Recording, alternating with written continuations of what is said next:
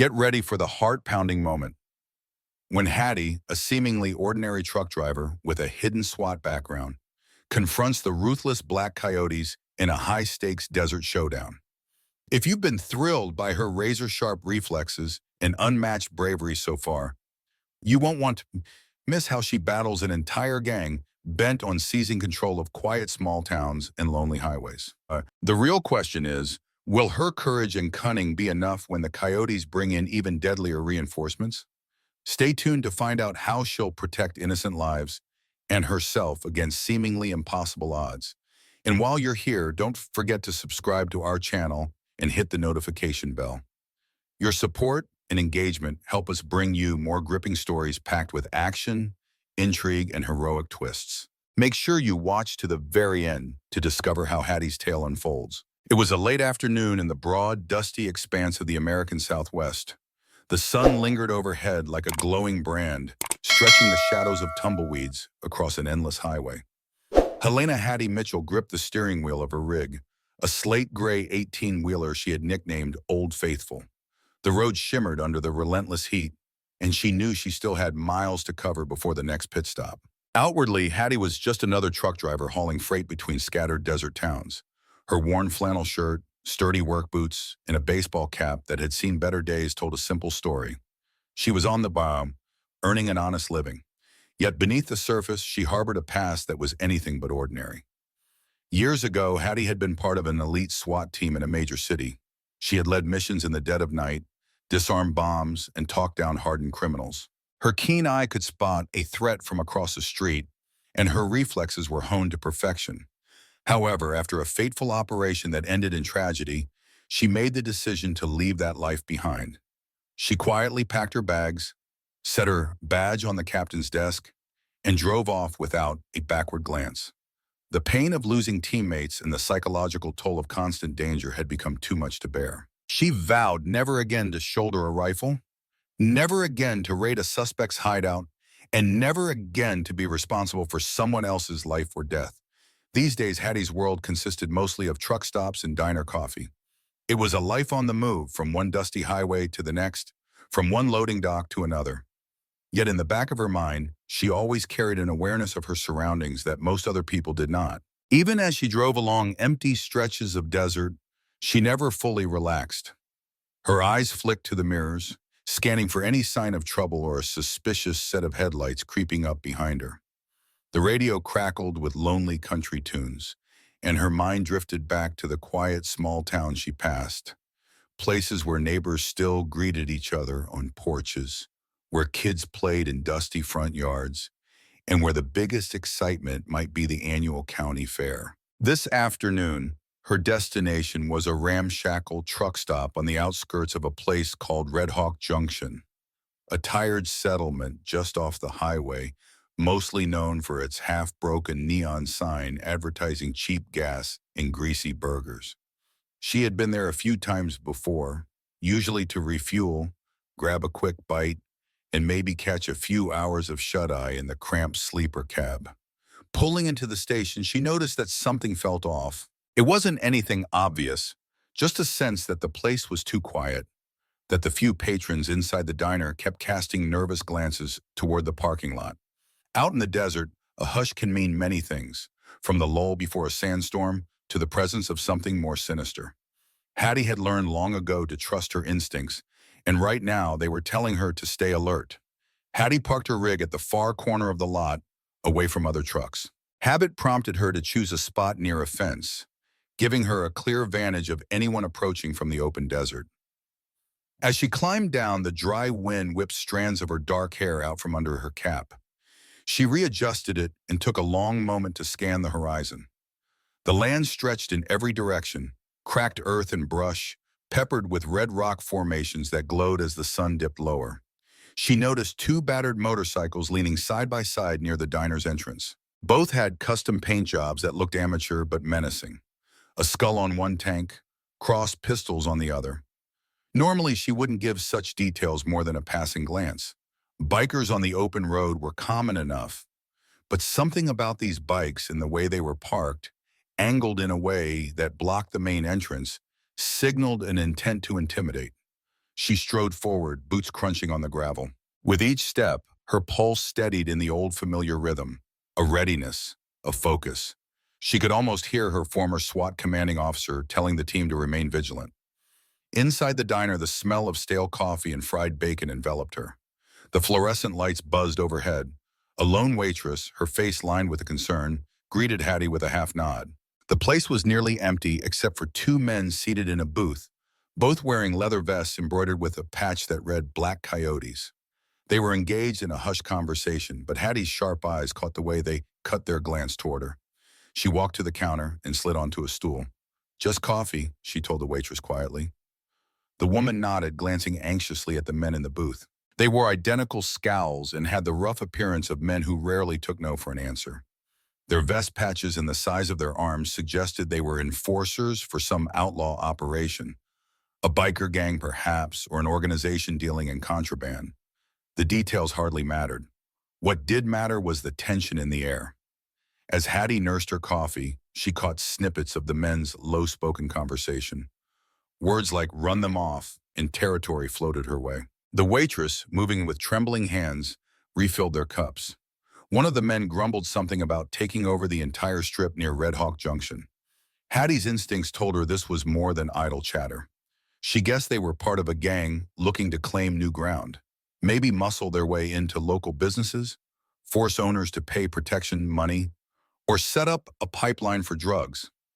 She took another sip, keeping her expression neutral. She had no intention of sticking her nose into local problems. She was just passing through. After years in law enforcement, she'd learned you couldn't always save the world, and sometimes it was best to avoid trouble unless it was knocking on your door. Yet, in the pit of her stomach, she felt the same old twinge, a moral compass that resisted letting predators roam free to pick on the vulnerable. Still, she had left that life behind, and she was determined to keep her past buried. She settled her tab, left a decent tip for the waitress, and walked out quietly, hoping this ominous undercurrent would remain a mere footnote in her travels. Back outside, the desert evening was fast approaching. The sun sank toward the horizon, painting the sky in streaks of orange and purple. Hattie paused by her truck, gazing over at the motorcycles once more. From inside the cab, she grabbed a small bottle of water and gulped it down. Her reflection in the side mirror showed a face more tired than she remembered. The harsh line around her mouth had deepened in recent years, a subtle reminder of the weight she still carried from her past. She was about to climb in and start the engine when she saw a teenage boy scurrying out of the gas station shop. He wore an oil-stained apron and had fear etched across his young features. "Miss," he called softly, glancing back to see if anyone was watching. "You might want to get moving." "Those guys," he nodded toward the diner where the two bikers were stepping out. "They've been pushing folks around for a while now. They're with the Black Coyotes." Real bad news. Hattie studied the boy's face. He couldn't have been more than 17, and there was a brave glint in his eye despite his obvious nervousness. "Thanks for the warning," she said, closing the truck door. "I appreciate it." The boy nodded and hurried back inside, likely worried about drawing the biker's attention. Hattie weighed her options. She could hop in her rig and drive off, leaving the dusty outpost and its troubles behind.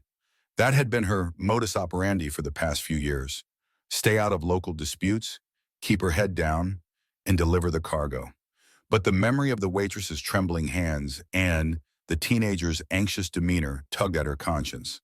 As she debated, one of the bikers strolled over, the late-day light casting his face in sharp relief. He was tall and muscular, sporting a thick beard. He angled himself in front of her rig's door, challenging her silently. Hattie could see his companion lingering by the diner's doorway, a hand resting near what she suspected was a holstered weapon under his vest. The first biker cleared his throat. "You planning on sticking around here, lady?" he asked, voice dripping with condescension. "Because this spot is spoken for." She forced a tight-lipped smile, swallowing the retort that hovered on her tongue. "Just passing through," she replied evenly. "No trouble from me." The biker's lips curved into a thin, humorless grin. "That's the idea," he said. "We don't need strangers poking around, messing up our plans. Red Hawk Junction is under new management, if you catch my drift." A wave of old instincts surged through Hattie. She could almost see the mental checklists forming in her head, potential vantage points, threat assessment, escape routes. She glanced around, the fence, the small strip of buildings, the open desert beyond. Then she drew a slow breath. "I'll be on my way," she said, stepping around him. The biker tipped his head, as if to say, "That's right." He chuckled, returning to his friend at the diner door. Hattie climbed into the cab and fired up the engine, mind churning with everything she'd just witnessed. The quiet fear in the townspeople, the arrogance of the gang, the sense that a storm was brewing out here. As she pulled out onto the highway, her gut told her she hadn't seen the last of the black coyotes. Hattie drove for another 40 miles, the desert landscape rolling by under a sky that shifted from purple to deep indigo. No streetlights illuminated the stretch of road, leaving her headlights to carve a path through the darkness. The radio offered scratchy tunes and occasional static-filled news bulletins. She considered turning it off altogether, but a part of her relished the faint company. Her thoughts drifted back to her days in SWAT. She remembered the adrenaline spikes of a high-stakes operation, the hush before breaching a door, the crisp commands echoing through her earpiece. She also recalled the heartbreak of losing comrades and the sleepless nights that followed. For years, she had devoted herself to protecting people who couldn't protect themselves. But one mission had changed everything. The press had called it a hostage crisis gone wrong, and though Hattie had been cleared of any official wrongdoing, she couldn't shake the guilt. That was the night she resigned, packed up, and took to the open road. She told herself trucking would be a peaceful way to make a living, anonymity on wheels, with few obligations beyond timely deliveries. Yet she couldn't fully escape the part of herself that bristled at injustice. Seeing that biker's smug grin reminded her how violence could flourish when good people did nothing. She tried to push the thought aside, focusing instead on finding a place to stop for the night. Her phone's GPS indicated another tiny town ahead, with a run-down motel that might offer a bed and a hot shower. Just as she was about to pass a sign reading Beaumont's Inn, 5 miles, her eyes caught a flicker of headlights in her rearview mirror. At first, it looked like distant orbs cresting a hill, but they seemed to be closing in fast. Hattie felt her muscles tense.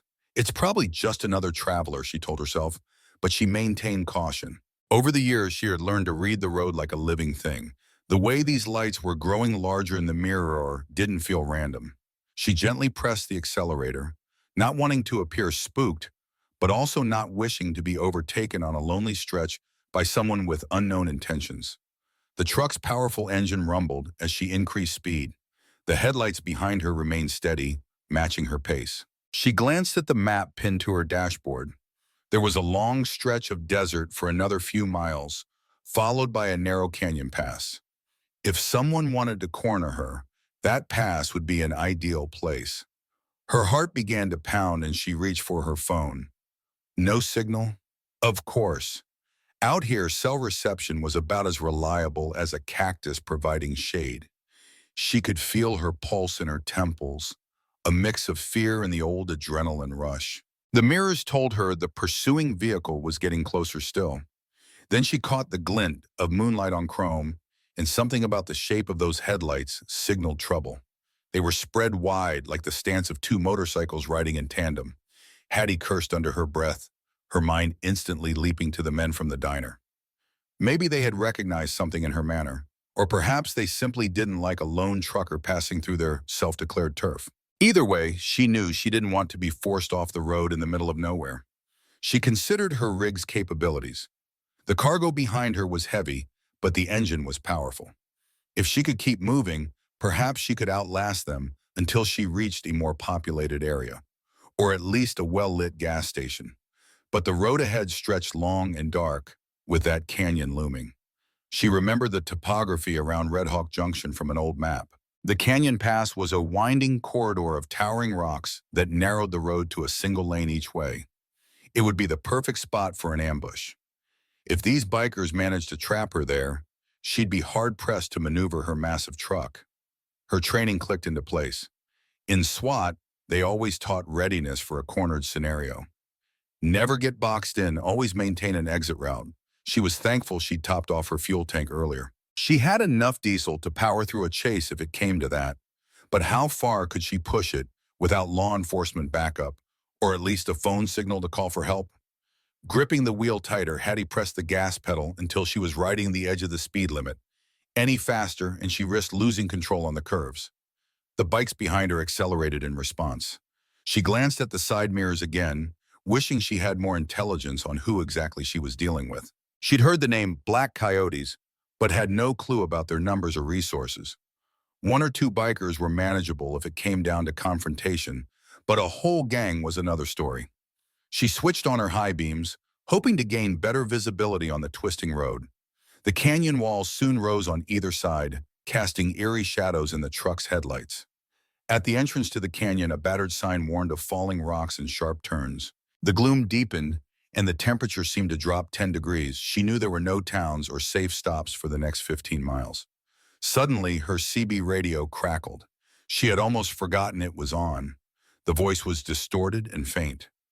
"Breaker, anyone copy? We got some trouble up ahead. Coyotes on the prowl." Hattie's heart jumped. Someone else out there was aware of the gang's movements. She reached for the mic. "This is Old Faithful," she said quietly, using her usual handle. "Got a pair of coyotes tailing me through the canyon. Anyone got eyes on this?" Static was her only reply for a long moment, then a faint voice. "Stay sharp, they've been hitting loners. Watch yourself, Old Faithful." The transmission died. Hattie thanked fate that at least someone was out here, even if she couldn't rely on them for immediate rescue. She could feel the canyon walls pressing in, the road narrowing like a trap. Glancing at her mirror once more, she spotted the glimmer of headlights. They were closer than ever, and she suspected that the real trouble was just about to begin. The canyon's winding path forced Hattie to slow down. She downshifted carefully, the big diesel engine roaring in protest as the truck rumbled through tight curves. The walls towered overhead, blocking out most of the moonlight. What little illumination existed came from her headlights, carving ghostly beams across the rocky terrain. Behind her, the bikers' lights bobbed in the darkness, their engines echoing off the cliffs in a menacing chorus. She took a sharp bend and felt the truck's trailer sway. She'd driven rigs in adverse conditions, snowstorms in Montana, ice-slick roads in the Dakotas, and even hairpin mountain passes, but this felt different. The stakes were not just about avoiding an accident, it was about surviving a possible attack. It was a stark reminder that no matter how hard she tried, trouble seemed to have a way of finding her. As she exited the turn, her headlights caught a shape in the middle of the road, a bike parked sideways, blocking part of the lane. Instinctively, she slammed on the brakes, feeling the tires screech. The massive vehicle lurched in protest, and she wrestled the wheel to keep it from jackknifing. The rig shuddered to a near stop, its front bumper just feet away from the abandoned motorcycle. That's when she saw the other biker. He stepped out from behind a cluster of rocks, a handgun clearly visible in his right hand. The look on his face was one of cold determination. She recognized him from the diner, the one who had sneered at her. Meanwhile, another pair of headlights cut through the canyon's darkness from behind, boxing her in. Hattie's mind whirled. Could she ram the bike and keep going? Possibly, but the narrow road left little room to maneuver. Also, if the trailer caught on some jagged rock, she'd be done. The second biker behind her roared his engine, drifting closer. She felt her heart pound in her chest. "Okay, calm down," she told herself, channeling her old SWAT training. Assess, plan, execute. She clicked her truck into neutral, letting the engine idle as she quickly scanned her surroundings. The canyon walls rose like giant sentinels, offering no easy escape. The only way out was forward or backward, and both were blocked. As the first biker approached, gun in hand, she cracked the window slightly. "Step out of the truck," he ordered, his voice echoing in the stillness. She considered her options. She could comply, keep things calm, and look for an opening. Or she could attempt a risky maneuver, like gunning the engine and hoping the rig's momentum would clear the path. The presence of a firearm significantly raised the stakes. Think, Hattie. Deciding for the moment that compliance might buy her a chance, she turned off the ignition. Her hand reflexively went to the small of her back, where she usually carried a sidearm during her SWAT days. But those days were gone, and she wasn't armed now. Instead, she had only a folding knife in her pocket and the advantage of training. She slowly opened the door and climbed down, keeping her hands visible. The biker sneered, stepping forward. "You made a mistake coming this way, lady," he said, leveling the gun at her. "You should have listened when we told you to clear out." Hattie raised her hands in a gesture of surrender, though her mind was anything but passive. The canyon wind picked up, swirling dust around them in small eddies. High above, the moon peeked through the jagged rock, throwing pale light onto the scene. She glanced toward the second biker, who had pulled up behind her rig. He dismounted, resting one hand on his own weapon holster. She was effectively pinned between them. "You've got my full attention," she said quietly, keeping her voice even. The main biker with the handgun took another step. He was close now, maybe 10 feet away. She recognized the patch on his vest. Enforcer.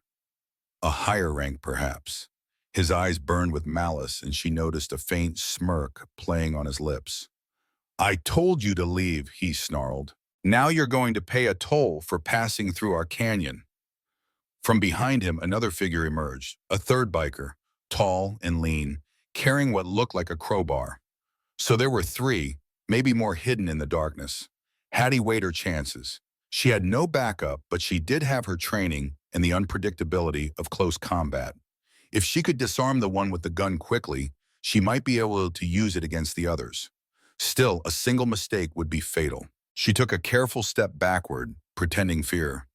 In truth, she was looking for a better angle. "Look, I'm just a truck driver," she said, voice trembling ever so slightly for effect. "I have no business with you. I'll pay whatever you want. Just let me go." The enforcer laughed harshly. "Money? We might take that too," he said, glancing at the tall biker with the crowbar. "Search the rig after we're done. She might have something worth our time." He turned back to Hattie, expression dripping with contempt. "Then maybe we send a little message to show people what happens if they ignore our warnings."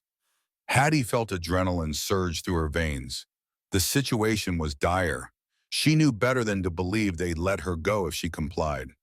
Outlaw gangs thrived on intimidation and brutal efficiency. She briefly thought about her old team, how they would surround a suspect, cover each angle, coordinate silently. But now she had only herself. Then came the flashpoint. The enforcer took a step closer, jabbing the gun forward, likely to intimidate her into kneeling or following some humiliating order. That movement, telegraphed and sloppy, offered a slim window. Without hesitation, Hattie's right hand shot out, her palm striking the inside of his wrist. At the same moment, she twisted her body to the side, redirecting the barrel away from her. She applied pressure in a swift motion, hooking his arm. He didn't expect such speed or precision. The gun discharged into empty air, the retort echoing through the canyon.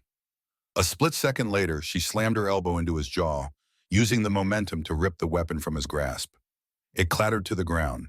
The enforcer staggered, cursing, while the tall biker lunged forward with the crowbar. With the muzzle now pointed down, Hattie kicked the fallen handgun aside. It wasn't safe to fumble for it yet. She pivoted to face the crowbar-wielding man, who swung in a wide arc. Ducking under the swing, she used the crowbar's momentum against him, striking a blow to his midsection with her forearm. He stumbled, and she followed with a swift kick to his knee. The crack of bone on rock or possibly cartilage gave a sickening sound, and the man cried out. Meanwhile, the enforcer shook off his daze, lunging at Hattie from behind. She sensed movement in her peripheral vision. Spinning around, she managed to partially block his punch with her forearm, but the force still jarred her. A jolt of pain shot up her arm. Gritting her teeth, she channeled her SWAT training. Never let them trap you in a grapple. She snapped a front kick into his thigh, causing him to buckle for just a moment. The sound of a gun cocking reached her ears. The second biker, who had been near her truck, now aimed a pistol in her direction. Immediately, Hattie ducked behind the enforcer, using his body as cover.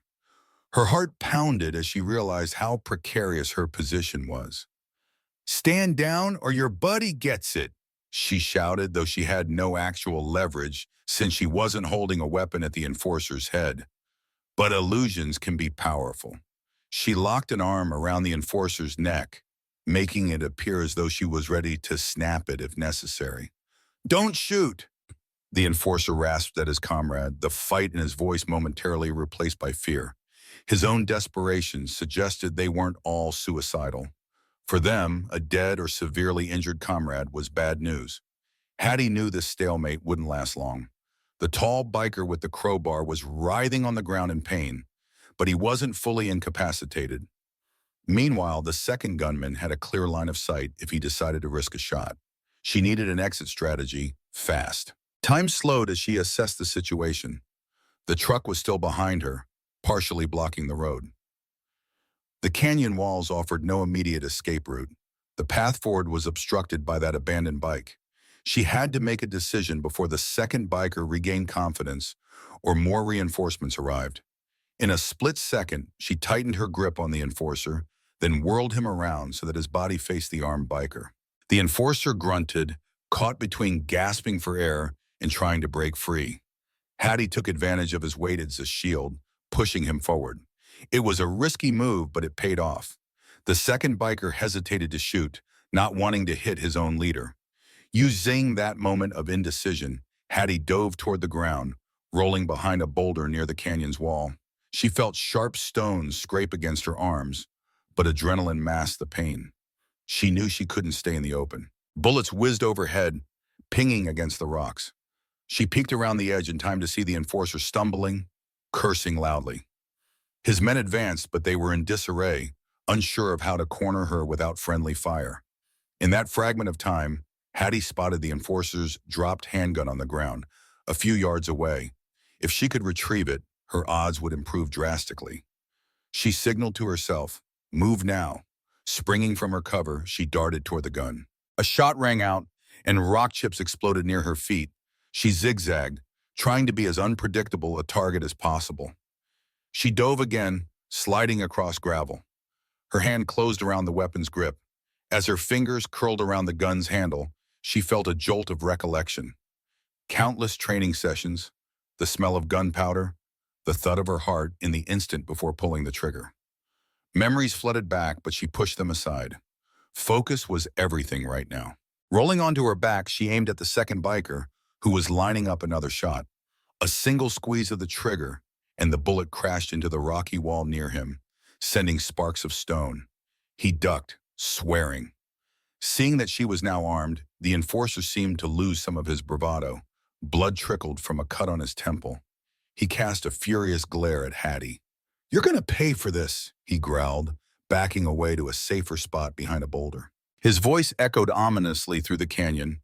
The tall biker with the crowbar still lay on the ground, clutching his injured leg, while the second gunman scurried to find cover behind the parked motorcycle.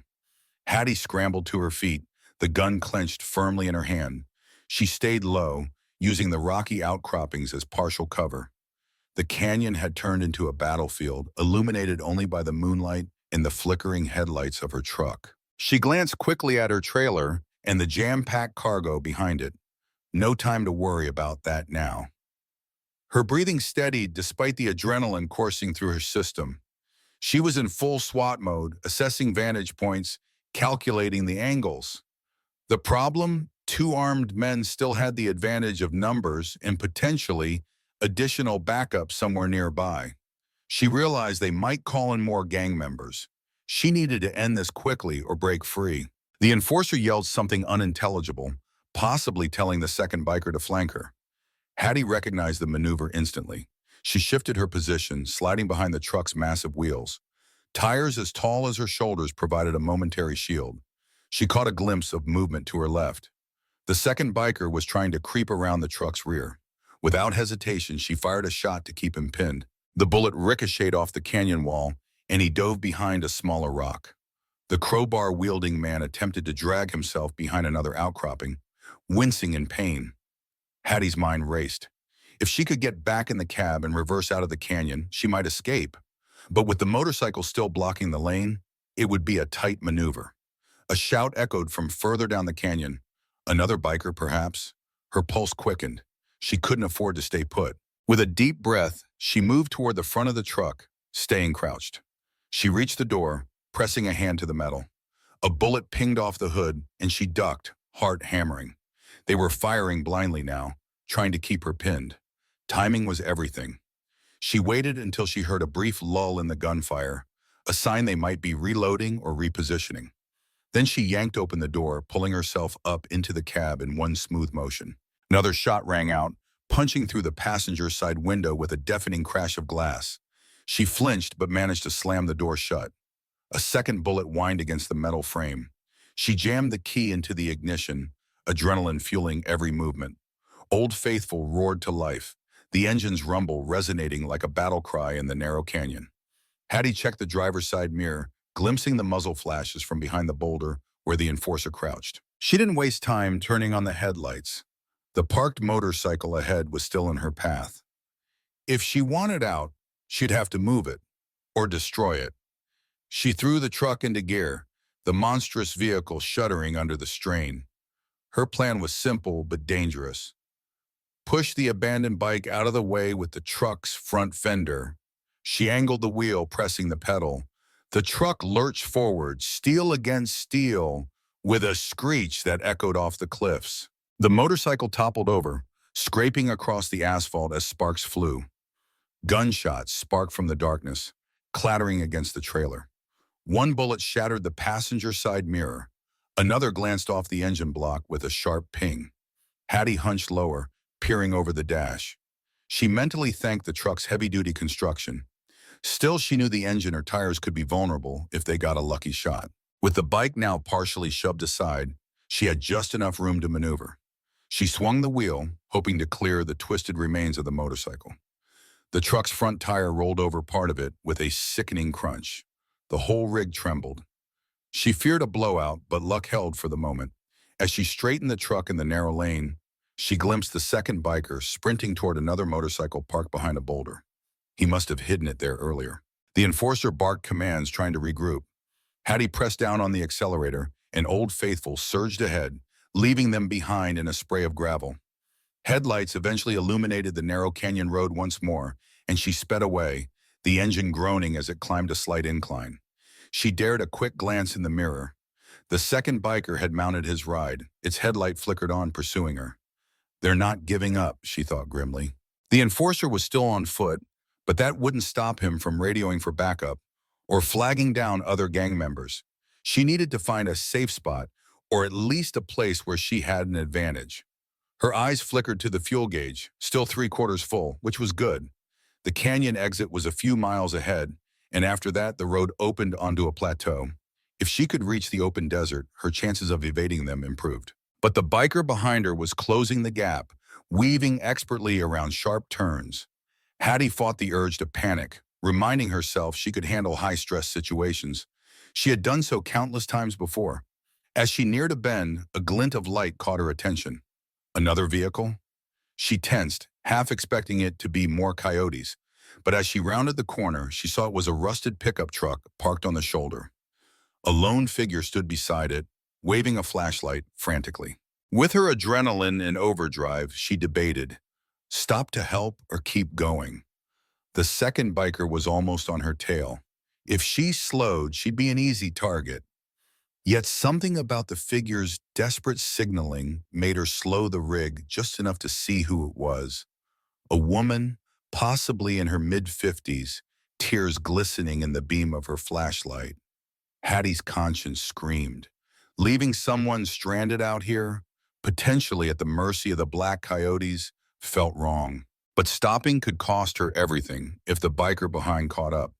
Then again, her SWAT instincts told her that helping might not only be the right thing to do, it could also form a temporary alliance or gain local knowledge.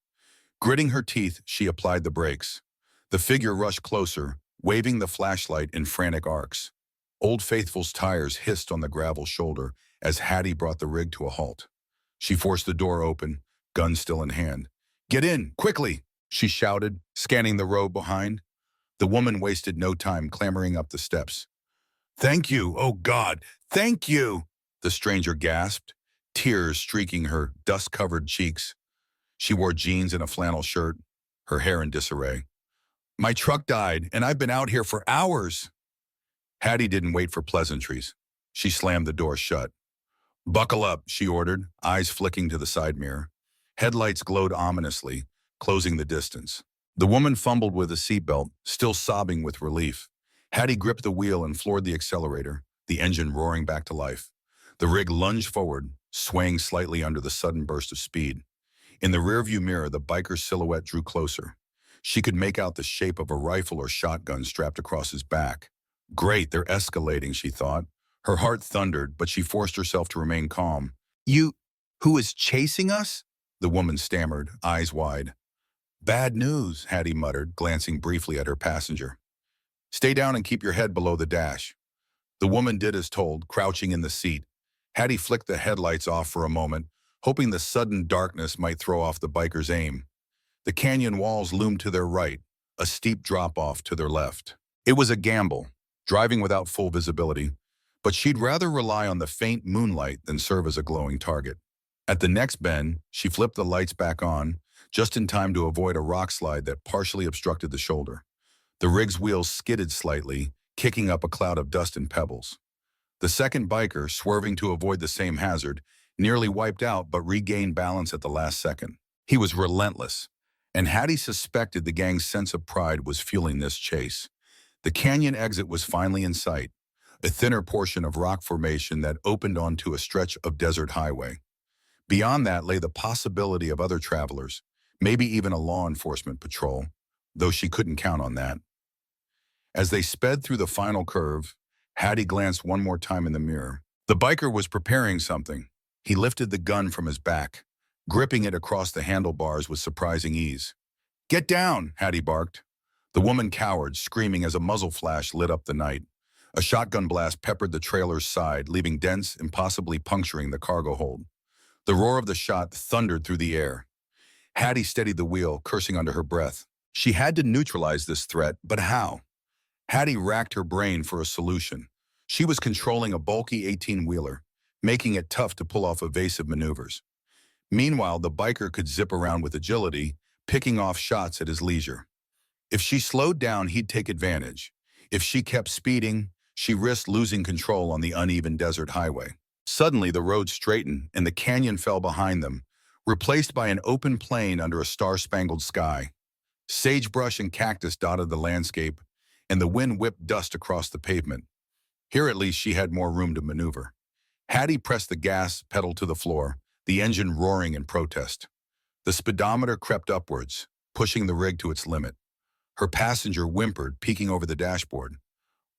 What's happening?" she asked. Hattie took a moment to respond, carefully adjusting the wheel to keep the truck steady. "Outlaw bikers," she said curtly. "They claim territory around these parts, and they don't like uninvited visitors." Terror flashed in the woman's eyes. "Are you some kind of cop?" she asked, noticing the grim determination on Hattie's face. "Not anymore," Hattie replied, forcing down the memories. She had left that life behind. But the skill set clearly remained, surging now that she needed it. Another shotgun blast tore through the night, hitting the trailer again. Hattie clenched her teeth, praying the biker wouldn't aim for the tires. She spotted a faint glow in the distance, lights from a small settlement, maybe a gas station or a rest area.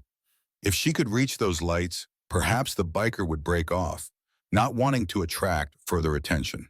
Or maybe she could find some local law enforcement or at least other people who might help. But the biker was determined. His headlight swerved closer, and for a terrifying second, Hattie thought he might pull alongside the cab and fire point blank.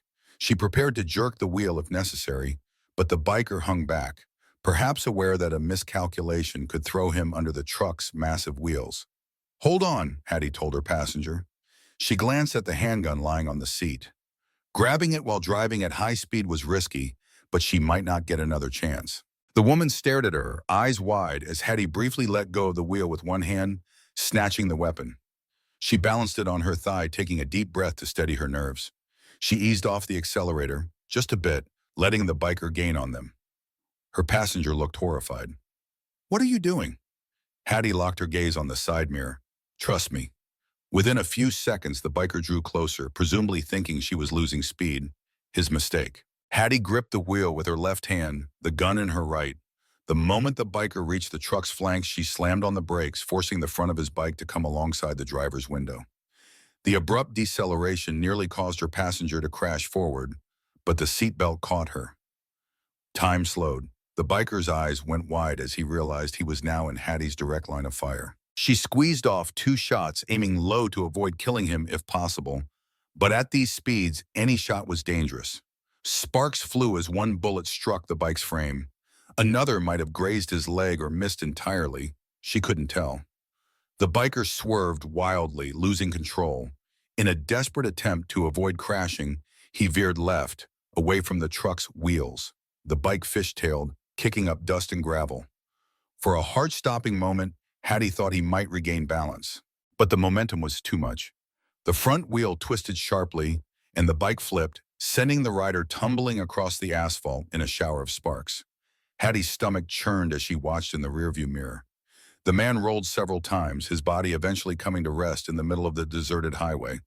The bike skidded ahead of him, a twisted hunk of metal that finally ground to a stop. She immediately braked, torn between the impulse to check if he was alive and the need to get as far away as possible before more coyotes arrived. Her passenger was in hysterics, panting and crying, clutching at the dash. Hattie rubbed her own trembling hands on her jeans, trying to steady herself. She had never relished harming anyone, even criminals. But out here, it was life or death. She exhaled, leaning her forehead briefly against the steering wheel. "We need to go," she muttered, forcing her foot back on the accelerator. They rumbled onward, leaving the crashed biker behind. Hattie could see the glow of lights growing closer, perhaps a small town or a roadside motel. Her mind raced with the same moral questions she'd wrestled with during her law enforcement days. Should she go back and render aid, risk her life again, or continue and possibly call for help once in a safer area? She glanced at the phone, still no signal. She'd have to rely on local landlines if they existed. The woman beside her gulped air, trying to calm down. "My name's Rita," she managed, voice shaking. I don't know how to thank you. You saved my life." Hattie forced a thin smile, still focused on the road. "Let's just get somewhere safe, Rita." A few minutes later, they reached what appeared to be a crossroads. An old convenience store with flickering neon signs, a couple of darkened buildings, and a run-down motel with a single functioning light outside the office. The roads were deserted. No other cars, no signs of life, except for a beat-up truck parked by the store. Hattie eased Old Faithful into the lot, scanning for any threats. Once she was sure they weren't being followed, she cut the engine. The sudden silence was deafening. She could hear Rita's ragged breathing and the faint buzz of the motel's neon sign. Gathering her courage, she hopped down from the cab, instructing Rita to remain inside for a moment. Guns still in hand, she walked a cautious circle around the truck, checking the perimeter. Satisfied that there were no immediate dangers, she gestured for Rita to join her. Together, they approached the motel office door. A dusty bell jangled overhead as they stepped in. The stale air smelled of old carpet and disinfectant. Behind a small desk, a bleary-eyed clerk blinked at them. He was a middle-aged man with a salt and pepper beard, wearing a threadbare sweater. Hattie cleared her throat. "We need a room," she said, "and a phone if you have one. We just ran into some trouble on the highway." The man rubbed his eyes. "Sure, Pepam," he replied slowly, eyeing Hattie's disheveled appearance and the gun she still held at her side. "Pay in cash. I'll get you squared away. Phone's right there on the wall." Hattie nodded, hooking the safety on the pistol before shoving it into her belt. She could see from the clerk's wary gaze that he was no stranger to trouble in these parts. For now, though, they had shelter. That would have to be enough. After countless trials, last-minute rescues, and nail-biting shootouts, Hattie emerged stronger than ever, proving that a steadfast moral compass and well-honed skills can triumph over intimidation and violence. In the aftermath, the once terrorized towns began to rebuild, inspired by her bravery. They learned that unity and faith in each other could stand up to the toughest threats. And Hattie? She found a renewed sense of purpose, reminded that true heroes don't always wear badges. They come in all walks of life, standing up when no one else can. We hope you enjoyed this roller coaster ride of adrenaline and grit. Share your thoughts in the comments section. Did the ending satisfy your expectations, or did you want more? Your feedback is invaluable, so let's keep the conversation going. Thank you for tuning in, and we can't wait to bring you more stories that keep your pulse racing.